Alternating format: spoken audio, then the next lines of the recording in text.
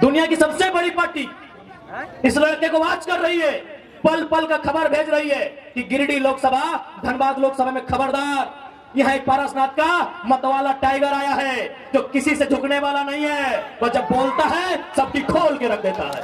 और शायद हो सकता है कि धनबाद, जिसे पूरे झारखंड की 14 लोकसभा में हॉट सीट कहा जाता है, कोयला का सल्तनत कहा जाता है, उस कोयले की सल्तनत में 1952 में पहला चुनाव हुआ था। शायद 2024 में उम्मीद है पहली बार कोई खतियानी बेटा को नेशनल पार्टी शायद टिकट दे दे।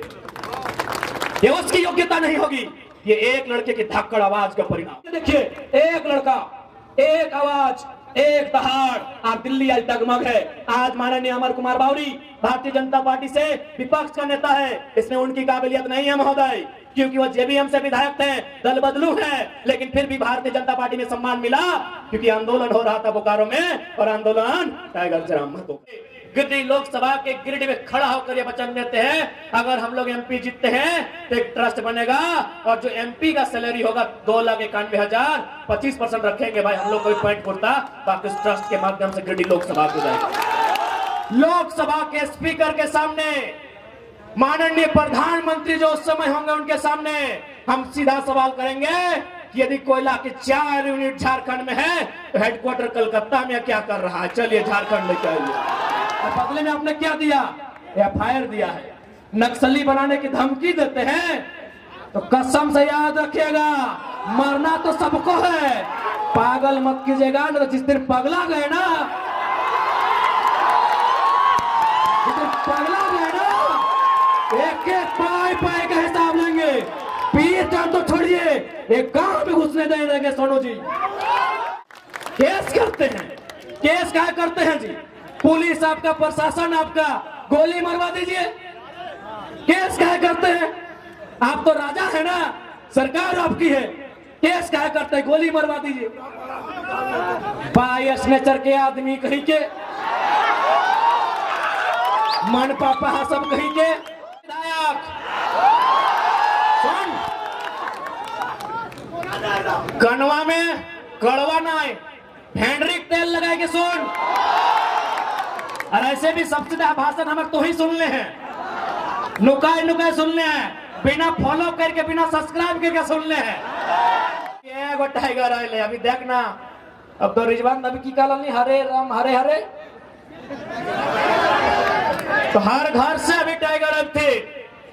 एखने का भी पेटवे दर्द है, कसम से 4-5 को टाइगर निकाल गए, पता नहीं एखने की रोग ठंडा मैदान नहीं मिलतो। अरे ठीक है, टेंशन नहीं ले, ये अगर विधायक लगे ना तो सांसद जिताओ ना, सांसद जीत के भाई, और सबसे पहले स्वागत सभा झंडा मैदान में, अगर झंडा उखाड़ दे भाई, झंडा मैदान बपोती बुझला है ना।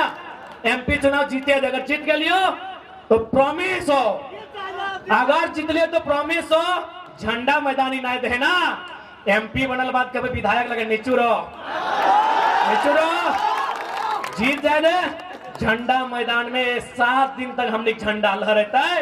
हमरा बुझाए सही समय कहीं टूर में नहीं भाई, एमपी अगर निकल गए सीटवा ना, पहला स्वागत सभा झंडा मैदान में भेटाए, चारों कोन झंडा गाड़बाई, लाल पीला हरा सबके झंडा गाड़बाई। ये तकलीफ की बात है कि झारखंड के साथ इतना दुराचार होता है, इसलिए आज उन दुराचार को रोकने के लिए, झारखंड में सदाचार को बहाल करने के लिए, कदाचार को मिटाने के लिए आज झारखंड के जनमानस को, झारखंड की युवा पीढ़ी को, राजनीतिक महत्व को, राजनीतिक समझ को आपके अंदर एक चेतना बनाकर जागृत करना होगा, क्योंकि राजनीति से ही देश चलता है, राजनीति से ही राज्य चलता है। राजनीति से दूर भाग के आप विकास उन्नति की बात नहीं कर सकते। बताइए, ये अन्याय ही है। इसी बिहार प्रदेश में एक विधेयक आता है, उस विधेयक का नाम होता है 75% आरक्षण। माननीय राज्यपाल बिहार के उसे स्वीकार कर लेते हैं। इसी झारखंड में और एक विधेयक आता है, सेम टू सेम, वहां 75 था, यहां 77 था। राज्यपाल वहां स्वीकार करते हैं, झारखंड में अस्वीकार करते हैं। ये झारखंड की तस्वीर है। झारखंड में राज्यपाल भी देखिए क्या काम कर रहे हैं, राज्यपाल भी देखिए किस कदर बायस्ड होकर काम कर रहे हैं। राज्यपाल जो एक महामहिम का उत्तराधिकारी कहा जाता है, राष्ट्रपति महोदया का उत्तराधिकारी राज्यपाल को कहा जाता है, आज बताइए वे भी क्या काम कर रहे हैं। यही बिहार में स्वीकार और झारखंड में दरकिनार, ये झारखंड की राजनीति है। बताइए आप। इसलिए आज इस बात को समझना होगा, बिहार में क्यों पारित हुआ पता है? बिहार में 243 विधायक बैठते हैं, 243 के 243 कट्टर बिहारी हैं। बहुत खुशी की बात है, क्योंकि ये लड़ाई झारखंडी बिहारी, झारखंडी बंगाली की नहीं है। बिहार में ये पारित हुआ, बिहार में 243 विधायक कट्टर बिहार के निवासी हैं। यहाँ झारखंड में आधे गैर झारखंडी हैं और आधे अगर झारखंडी भी हैं तो माटी के प्रति ना उनका प्रेम है, न समर्पण है, केवल लूटने की मंशा है। इसलिए यहाँ कोई विधायक ठीक से पारित तक नहीं होता। इसलिए आज तमाम नौजवानों को इस राजनीति को बदलना होगा और विश्वास कीजिए, विश्वास कीजिए, जिस दिन नौजवान आई हेट पॉलिटिक्स नहीं, आई लव पॉलिटिक्स कहेंगे, कसम से बदलाव होगा। आज एक वो लड़का, साधारण सा लड़का, 2 साल पहले जिसको कोई जानता नहीं था, आज राजनीति में ईमानदारी पूर्वक आया है, समर्पित भाव से आया है और संविधान को पढ़ के आया है। इतना ताकतवर बना है कि गिरिडीह और धनबाद में लोग हिम्मत नहीं कर रहे कैंडिडेट कौन होगा।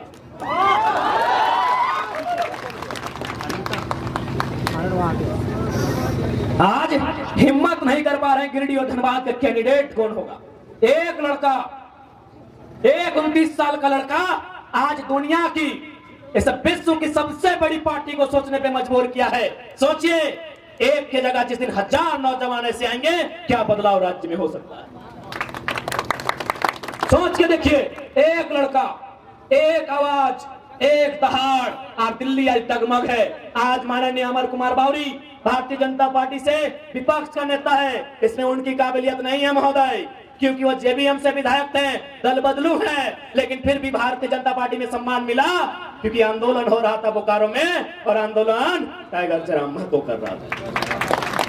यही मांडू के विधायक माननीय श्री जयप्रकाश भाई पटेल आज विपक्ष के सचेतक बने हैं, ये भी दल बदलू है, झारखंड मुक्ति मोर्चा से बीजेपी में गए हैं। ये सम्मान उनकी योग्यता पे नहीं मिला है। देखा कि कौन लड़का है, नारे करे घरवा के लग जाट भैया, चलिए ऊपर उठाइए, एक को ऊपर उठाइए, अगला को दबाना है। तो ये 2 साल का रिपोर्ट कार्ड है आपके सामने। एक महोदय गए रामगढ़ से सांसद राज्यसभा, बुढ़ारी उम्र में गए हैं। क्यों? क्योंकि बिहार के माननीय नीतीश कुमार ने भी देखा कि आंदोलन करने वाले लोग कौन हैं, राज्यसभा भेजने का काम। एक लड़का आज राज्य में उथल पुथल मचा के रखा है और शायद हो सकता है कि धनबाद, जिसे पूरे झारखंड की 14 लोकसभा में हॉट सीट कहा जाता है, कोयला का सल्तनत कहा जाता है, उस कोयले की सल्तनत में 1952 में पहला चुनाव हुआ था। शायद 2024 में उम्मीद है पहली बार कोई खतियानी बेटा को नेशनल पार्टी शायद टिकट दे दे।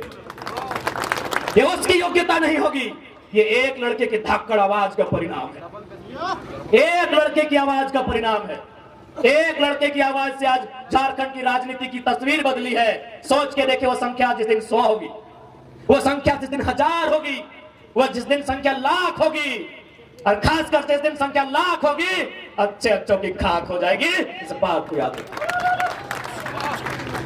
बताइए, दुनिया की सबसे बड़ी पार्टी कितना मेहनत करती है। भले हम भारतीय जनता पार्टी की नीतियों की आलोचना करते हैं और करेंगे, लेकिन इस बात की प्रशंसा कीजिए कि दुनिया की सबसे बड़ी पार्टी, उसको इतना फुर्सत है कि जयराम महतो को वॉच कर रही है, रिपोर्ट भेज रही है कि गिरिडीह धनबाद खबरदार। दुनिया की सबसे बड़ी पार्टी इस लड़के को वॉच कर रही है, पल पल का खबर भेज रही है कि गिरिडीह लोकसभा, धनबाद लोकसभा में खबरदार। यहाँ एक पारसनाथ का मतवाला टाइगर आया है जो किसी से झुकने वाला नहीं है, वो जब बोलता है सबकी खोल के रख देता है। सोचिए, इसलिए आज नौजवानों,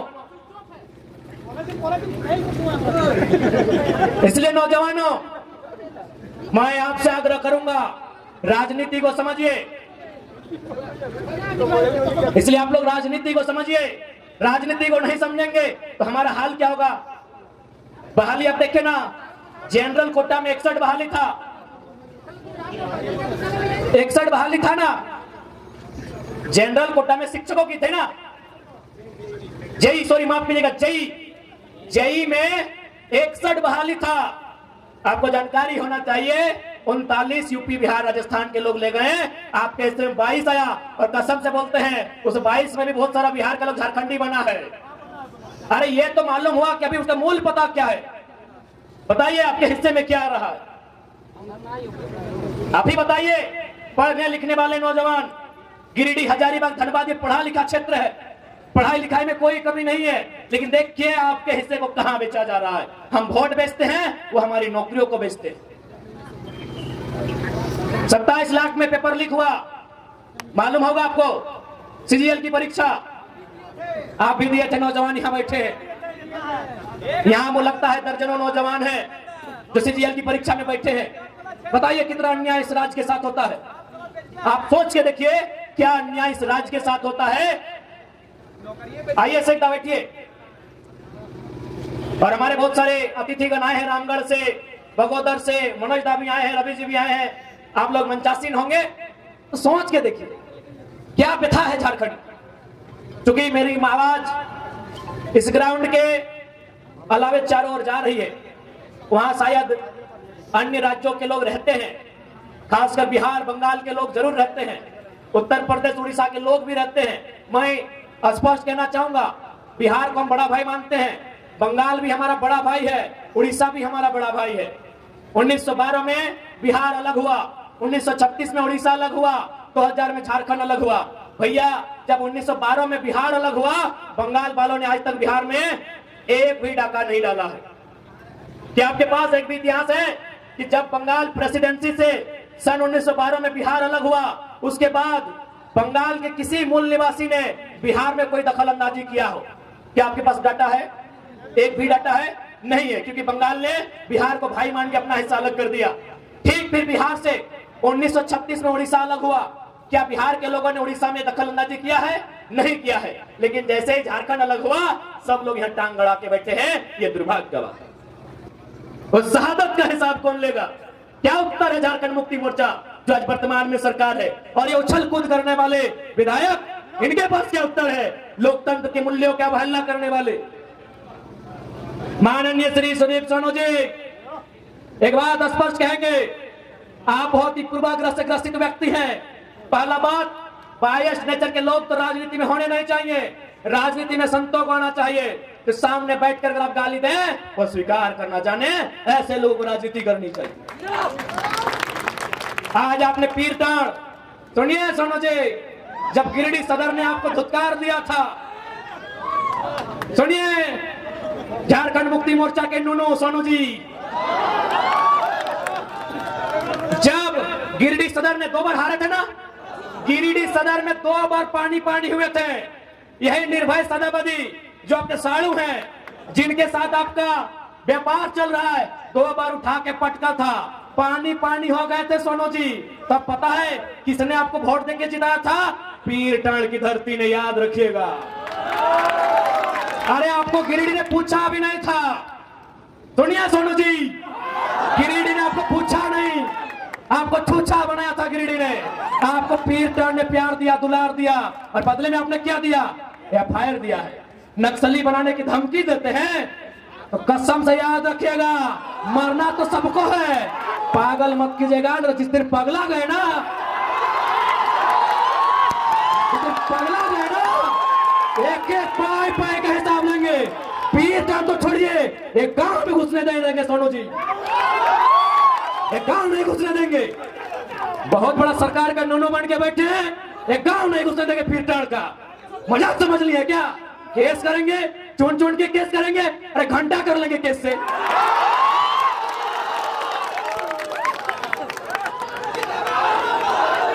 घंटा कीजिएगा केस करके। यहाँ सूरज मरेगा, चंदा मरेगा, पृथ्वी मरेगी, फिर 5 फीट का इंसान क्या है?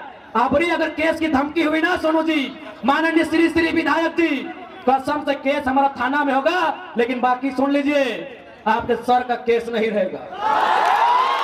केस करने की धमकी देते हैं, सरकार के गोद में बैठे हैं। अरे कितना गोद में बैठिए, सरकार आपको दलाली ही करवाएगी, मंत्री तो बसंत सोरेन को ही बनाएंगे। सुनिए श्री सुदीप कुमार सोनू जी, आदरणीय बड़े भाई, बिल्कुल बड़ा भाई है आप। ये जो दलाली कर रहे हैं, चमचई कर रहे हैं सरकार की, कुछ भी कर लीजिए, घंटा मोड़िया पटक दीजिए, ढेके साज दे, ढेकिया में मोड़ी साज दे ना रे सोनूदा।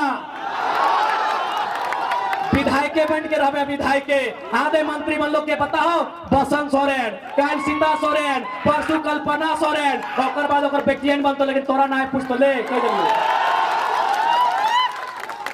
केस करते हैं, केस क्या करते हैं जी? पुलिस आपका, प्रशासन आपका, गोली मरवा दीजिए, केस क्या करते हैं? आप तो राजा है ना, सरकार आपकी है, केस क्या करते हैं? गोली मरवा दीजिए। बायस नेचर के आदमी कहीं के, मन पापा सब कहीं के, लोकतंत्र के बात करते हैं, बेशरम सब कहीं के। और सबसे दुर्भाग्य की बात है कि आप गठबंधन के हिस्सा लगे, और गठबंधन के सबसे बड़ा नेता पंडित नेहरू के पढ़ल लिखा है, और बात करते लोकतंत्र के। अरे ना पढ़वे, आओ क्लास देवो, आओ क्लास देवो, आओ क्लास देवो। लोकतंत्र के बात करते, सवाल क्या ना कर दो। सबसे ज्यादा वोट फिर कर दे लो, सबसे ज्यादा वोट फिर कर दे लो परसेंटेज में। सवाल कतुर पेट में दर्द हो गेलो, तखन की लगे घोर घोर भोटवा मांगे, तन भोटवा लिए मजा लगलो। अभी सवाल करो तन सजा लगलो, भोटवा लिए मजा लगलो, तखन गिरिडीह लोग के लात मारला थे, दौड़ के गेलो फिर टाण की गेलो बोका लोग बोने रहे वाला दे भोटवा, भोटवा दी मजा लग गेलो। विधायक बन गेलो बड़का हिया, लोकतंत्र के बात करे वाला, आलोचना से शक्ति नहीं, सुने के शक्ति नहीं, केस करबे एगो का है, गोटे फिरे टाण के केस कर दे।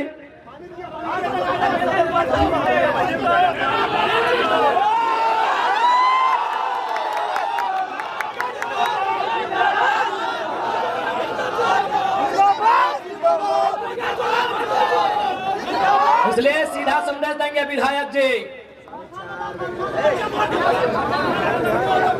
सुन विधायक सुन, कनवा में कड़वा ना है, फेंड्रिक तेल लगा के सुन। और ऐसे भी सबसे ज्यादा भाषण हमारे तो ही सुनने हैं, नुकाए नुकाए सुनने हैं, बिना फॉलो करके बिना सब्सक्राइब करके सुनने हैं। हाँ, बिना सब्सक्राइब बिना फॉलो करके सुनो, हमारा रिपोर्ट है रोज। आज तो एकदम पहले हम मुख्यमंत्री के हुआ सही थे, कहते छोड़े की कले दिखाओ, आज तो कसम से अगर हालत खराब है।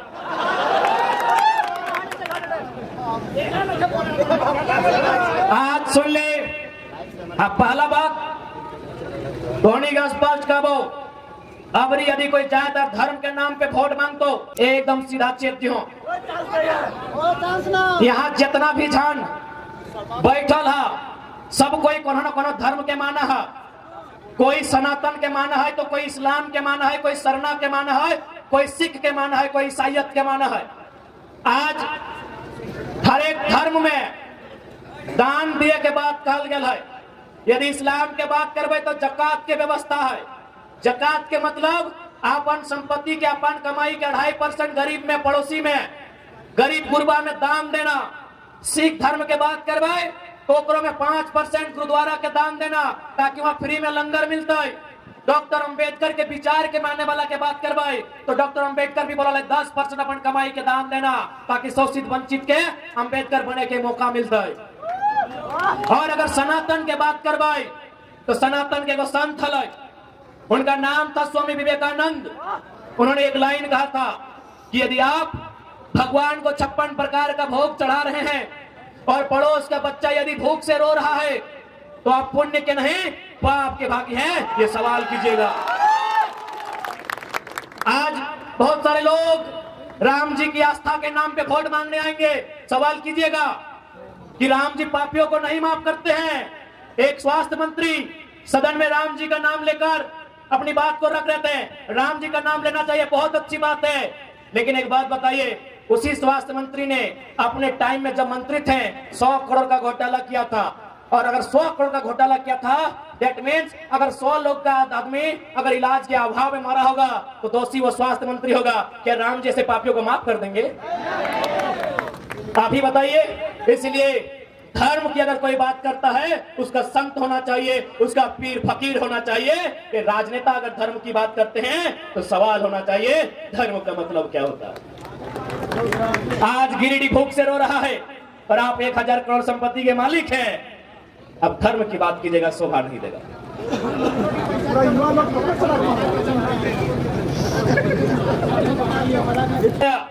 बताइए झारखंड और भारत के नौजवान कितने लाइन से हटे हुए लोग हैं।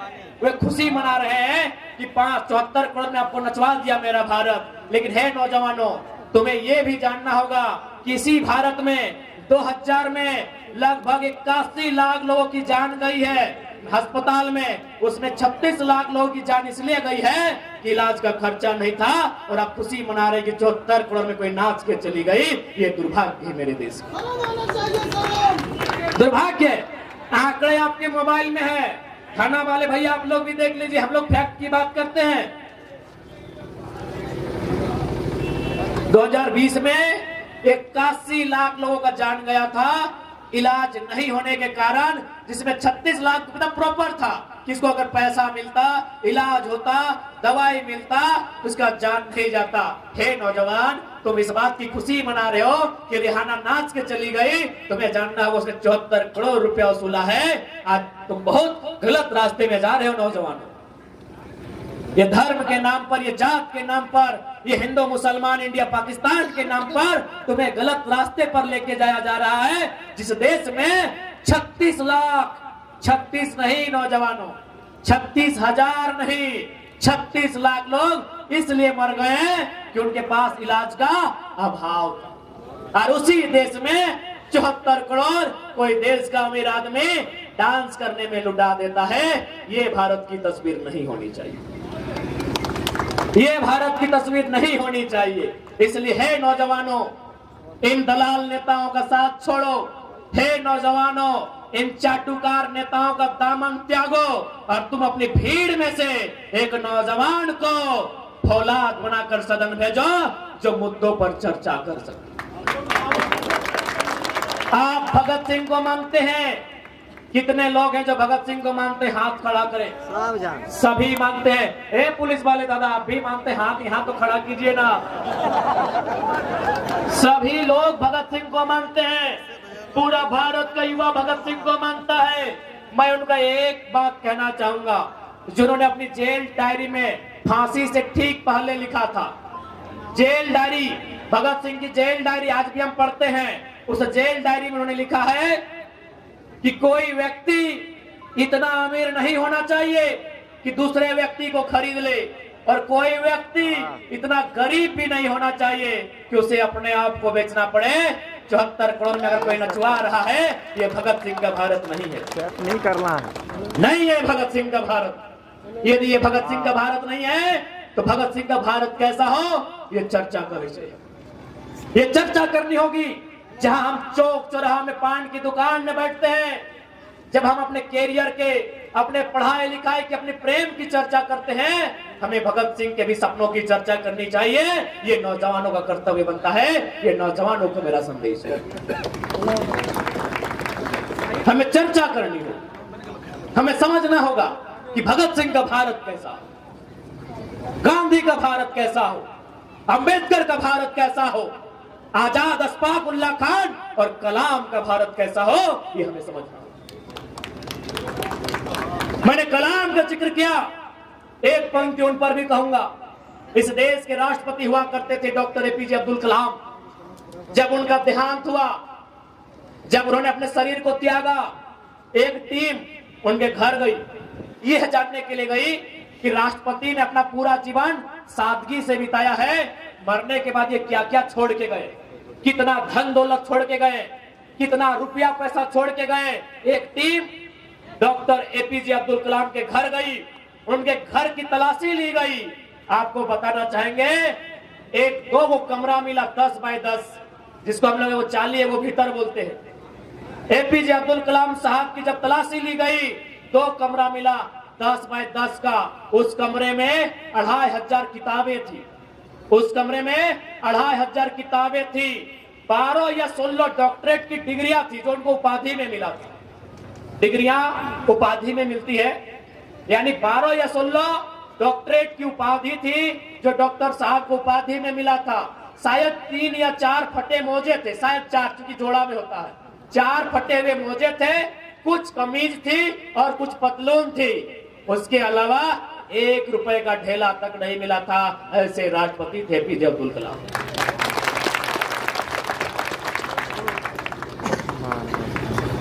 उन्होंने क्या किया था? अपनी सारी संपत्ति को एक ट्रस्ट बनाया था पंचायत के नाम से। रामेश्वर में कहीं वो पंचायत है, रामेश्वर आप जानते हैं दक्षिण भारत में है।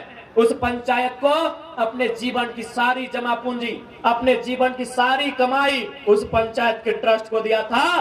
तो हम लोग एपीजे अब्दुल कलाम को सिद्धांत को जिंदा करते हुए गिरिडीह लोकसभा के गिरिडीह में खड़ा होकर ये वचन देते हैं, अगर हम लोग एमपी जीतते हैं तो एक ट्रस्ट बनेगा और जो एमपी का सैलरी होगा 2,91,000, 25% रखेंगे भाई हम लोग कोई पॉइंट पुरता, बाकी उस ट्रस्ट के माध्यम से गिरिडीह लोकसभा को जाएगा।